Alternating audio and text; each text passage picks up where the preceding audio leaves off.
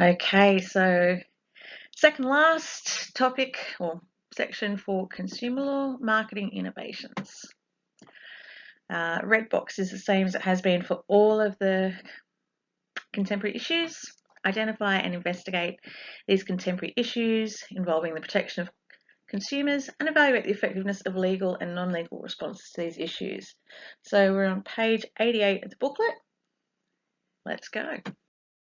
All right, so this part overlaps a little bit with the final dot point, which is technology. So whatever.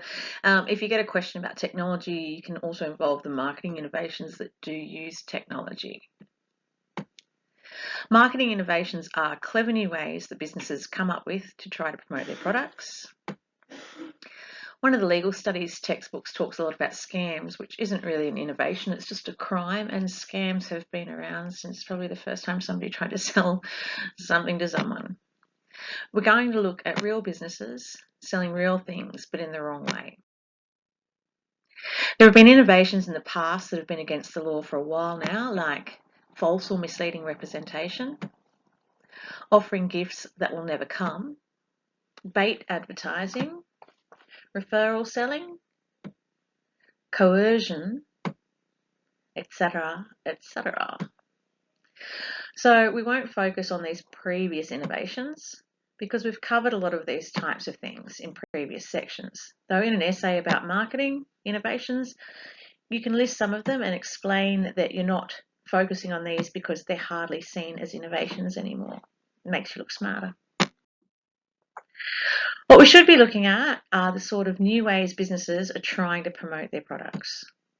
There are heaps of them, but let's put them under some broad headings. There have been innovations in telemarketing and door-to-door sales, the use of fake testimonials, the use of social media, search engine optimization, spam. We should look at these areas because there are laws and cases in these areas to try to deal with them. Telemarketing. We've already covered this in the contract section. Door-to-door salespeople and telemarketers are trying to get consumers to enter into what are called unsolicited consumer agreements, meaning that it's the seller looking for the buyer instead of the other way around. The consumer didn't ask for the business to contact them. There are special sections in the Australian consumer law just for them, sections 69 to 88, because they often do awful things, as we've seen. This includes informing the consumer of their rights and not contacting them during certain hours. It also allows for a longer cooling off period if the consumer changes his or her mind after they've signed a contract. I just said we've already covered this in contracts. Okay, so separately to the Australian consumer law, which deals with the contract side of things, telemarketers are also subject to the Telemarketers Industry Standard and the Do Not Call Register Act, which is enforced by the ACMA, which is a federal government body. We looked at before the ACCC versus Australian Power and Gas. They were fined $1.1 million for a combination of misleading and deceptive conduct, which is covered later, and unconscionable conduct in trying to get vulnerable people to sign up to energy contracts. Example, the woman who could barely read or write and who was instructed to answer yes or no in a contract confirmation call as the door knocker pointed to the words on a bit of paper. This has become a real issue in the energy industry, with lots of cases being brought against them, and sometimes very successfully. Remember, the ACCC is quite often successful in the things that they bring forward. Another example, the ACCC versus AGL, where two AGL companies paid over $1.5 million for breaking the unsolicited consumer agreements section of the ACL. This case was also the one that decided that the do not knock signs are a request to leave and have to be complied with under section 75(1)(a) of the ACL. But businesses are still breaking the law. In 2016, the ACMA took its first case to the federal court since the Do Not Call Register Act of 2006 was brought in. ACMA versus Getaway Escapes 2016, calling people on the Do Not Call list, calling with caller ID blocked. Businesses have found that calling hundreds of thousands of people in breach of the law has been more profitable than following the law. Remember, if you're making lots of money doing it, the fines are usually quite small in comparison. Okay, the next one's fake testimonials, also known as fake reviews. Why do it? Most Australians read online reviews, up to 80% of us, before making a purchase, but only 21% actually write reviews, averaging 14 reviews a year each. On average, though, a person will only read 4 reviews before deciding whether or not to buy a product. Click. Not clicking. Okay. Somewhere between 10 and 20% of online reviews are fake, depending on which review website you're actually looking at. These websites are, to an extent, self-regulating. They make their own rules. Because if there are lots of fake reviews, the real reviews are going to point out how stupid the website is. So websites like TripAdvisor and TrueLocal spend a lot of money using algorithms to detect fake reviews. I'm clicking a button. Spot the fake. Shoppers get help with online reviews. So essentially, if I had a business and I wanted people to come to my business, I would write heaps of great reviews saying, wow, what a wonderful establishment. We'll come here anytime. Clicking a button, stop doing anything. Oh, there we go. You could say that this is a non-legal measure. So when these sites self-regulate, they are enforcing their own set of standards. It's not actually a law, so they can put what they want on their site. Amazon even decided to sue fake reviewers, but it's difficult to prove it to a court that a review was fake. Amazon seemed to do it just to scare the bejeebers out of people. It's not even like it costs the business lots of money. 20 long-form reviews will set you back $31, while 5,000 Instagram followers can be tacked on for just $75. It's a business, baby. The ACCC has the power to issue infringement notices or take it to court if it looks as though a business has been posting fake reviews. For example, CityMove 2011. $6,000 infringement notice plus undertaking for publishing fake testimonials on its website. But they did it again 4 years later and got busted again in 2015, this time getting fines of $30,000. The ACCC has also published a guide on what you need to know about online reviews for businesses to help them avoid getting in trouble for fake reviews. It includes advice that even if the business didn't write the fake review, they can still be held responsible for leaving it on their website. I've linked this. It's a little bit lengthy, the shed at Dulwich Hill. It is an absolutely amazing, hilarious example of what fake testimonials and fake reviews can do.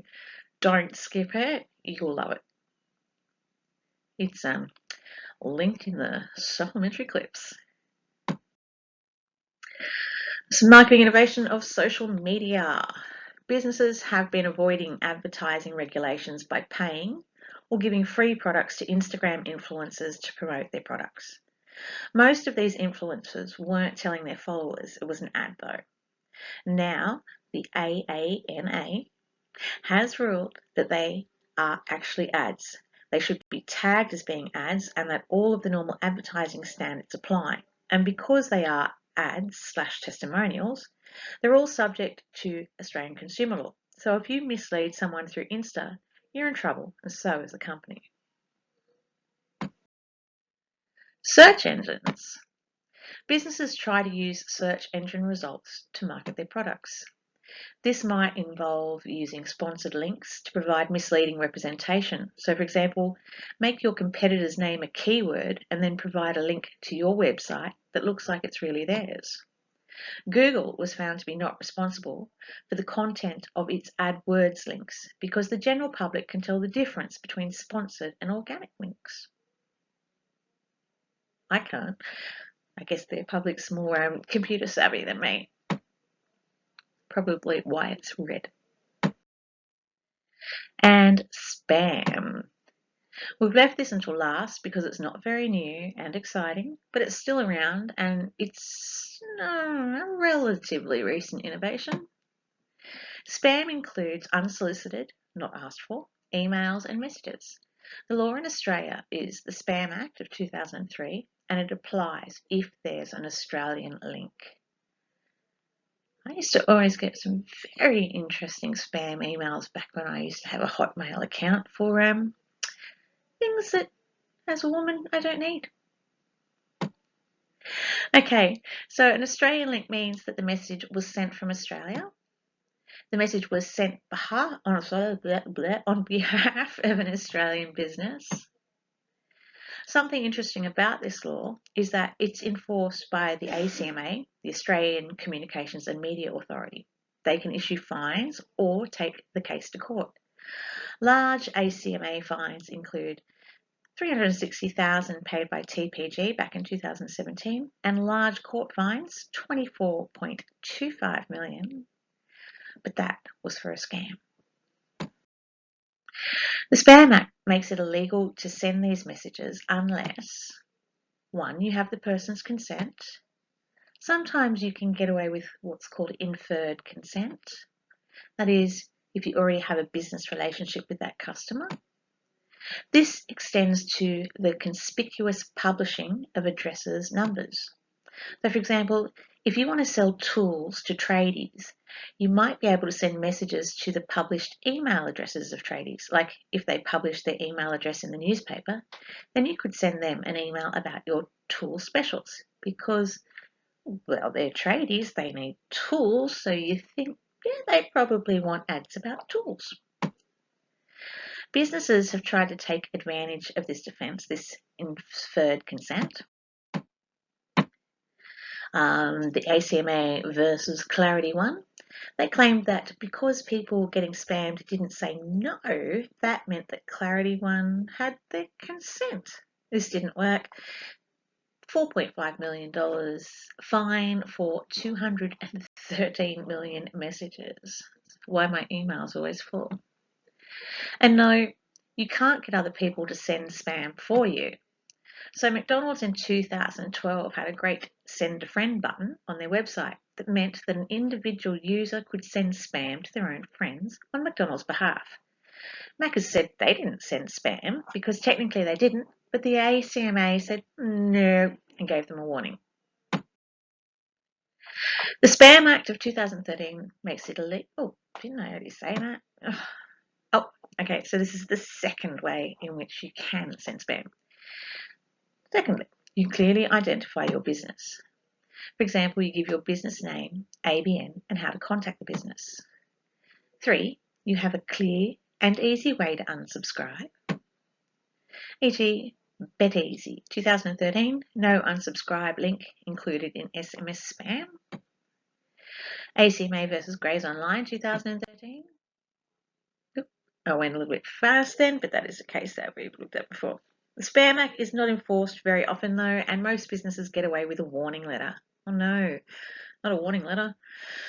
But sometimes the ACMA does sometimes issue fines, especially if it's a large company. So for example, when a company sends out SMSs after customers already unsubscribed, TPG, we love TPG, they get it wrong all the time, pays $360,000 for spam breaches. Finally, to finish off this one, we have a checkout episode. Again, it'll be in your supplementary links. That's it for me for the moment. Have a great afternoon.